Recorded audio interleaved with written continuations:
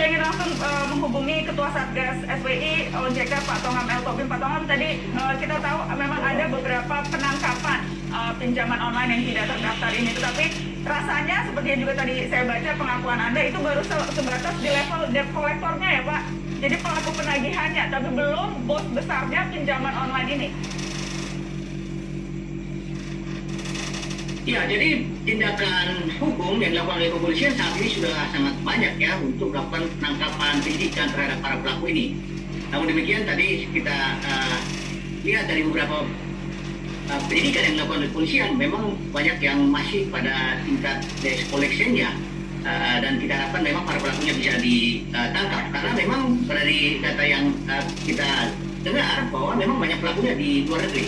Namun demikian dari kepolisian tentu sangat masif untuk melakukan penanganan pinjol ilegal ini. Dan kami sangat mengharapkan kepada masyarakat karena pinjol ilegal ini merupakan kejahatan. Masyarakat silakan segera lapor apabila masyarakat merasa dirugikan dengan teror intimidasi seperti UR tadi juga sudah menerima teror intimidasi dari pinjol ilegal.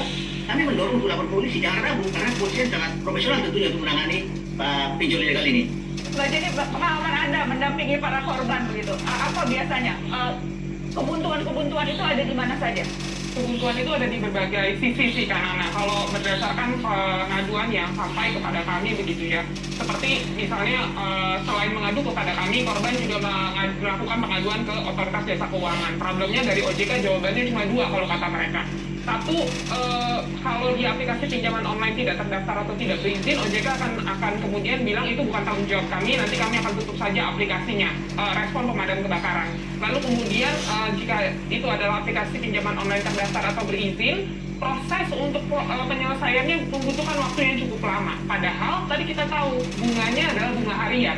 Jadi bunganya terus berkembang, waktu jalan bunga terus berkembang. Begitu, itu yang kemudian terjadi, itu kebuntuan pertama di OJK. Lalu kemudian kebuntuan lainnya muncul di kepolisian.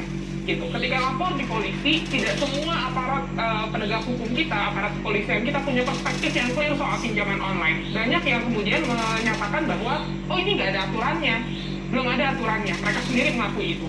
Yang kedua, polisi juga bisa jadi bilang begini, siapa suruh kamu ngutang? Karena kamu ngutang ya udah, terima aja kalau digituin. Siapa suruh kamu nggak bayar? Ya karena kamu nggak bayar, kamu terima aja digituin. Oke. Yang mana sebenarnya tidak bisa dibenarkan ketika seseorang berhutang kemudian mengalami perlakuan-perlakuan yang tidak manusiawi seperti itu kan anak. Saya ingin lapor ke Pak Tongam, bagaimana? Apakah memang OJK atau Satgas Waspada Investasi ini ketika diberikan laporan memang tidak bisa berbuat banyak kalau itu menyangkut pinjaman online yang tidak terdaftar? Pak Tongam? Baik. Apakah masih bisa mendengar? Ya. Bagaimana Pak Tongam? Saya ingin minta tanggapan Anda soal tadi yang dikatakan oleh pengacara LBH Jakarta. Apakah memang seperti itu? Ya, Pak, saya coba.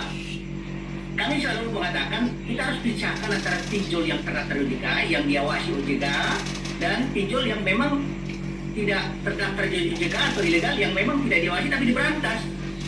Pinjol ilegal ini adalah kejahatan. Oleh karena itu, semua kegiatan-kegiatan pinjol ilegal yang merugikan masyarakat, kami dorong untuk lapor polisi. Dan apabila ada kegiatan-kegiatan yang dilakukan oleh pinjol yang legal pun, yang melakukan teror intimidasi, ya memang tidak ada bedanya, harus lapor polisi juga. Dan kita ingin minta bagaimana data-data ini bisa disampaikan untuk melakukan pembinaan kepada OJK, dan juga memang ada penegakan politik di sana. Jadi di sana pengawasannya tetap dilakukan OJK.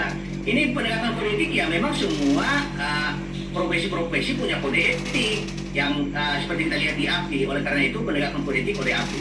Jadi tindakan-tindakan teror intimidasi baik yang dilakukan oleh pinjol yang legal atau pinjol yang ilegal ini tidak ada bedanya. Kita harus proses hukum. Oleh karena itu apakah memang berarti banyak urusan yang diserahkan saja kepada asosiasi, dan apakah itu akan efektif untuk sebagai alat atau mekanisme pengaturan, Pak? Kalau semuanya menjadi bagian asosiasi tapi bukan menjadi bagian dari otoritas negara? Oh tidak. Jadi asosiasi tidak melakukan pengawasan. Pengawasan tetap di OJK. Peraturan OJK 77 tahun 2016 di sana mengatur bahwa memang pengawasannya oleh OJK.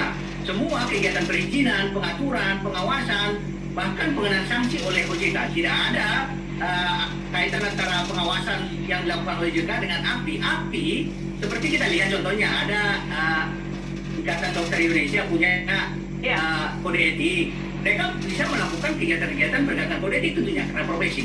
Tetapi pengawasan semua dilakukan OJK. Oleh karena itu kami sangat mengharapkan data yang perlu, datanya di mana, data yang legal serahkan ke OJK untuk dilakukan pembinaan. Data yang ilegal serahkan ke Satgas Waspada Investasi untuk kita lakukan pemblokiran, kemudian kita sampaikan laporan informasi kepada kepolisian. Dan apabila sudah kena teror, intimidasi, kejahatan, ya lapor polisi. Bagaimana Mbak Jenny?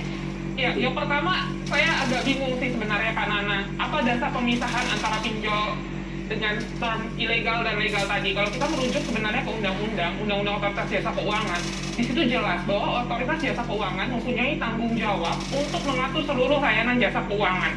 Kita bicara apa sih yang sebenarnya disebut dengan pinjaman online. Pinjaman online sendiri sebenarnya diartikan sebagai metode pendanaan keuangan yang memungkinkan individu memberikan uang dalam bentuk pinjaman dan kemudian memisahkan mekanisme resmi di tengah, masalahnya dihapus begitu ya.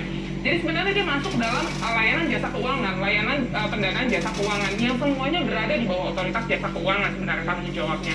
Jadi kalau dibilang tadi ada pemisahan antara terdaftar ilegal dan legal begitu, apa dasar pemisahannya? Itu yang pertama. Semuanya merupakan tanggung jawab Otoritas Jasa Keuangan gitu ya.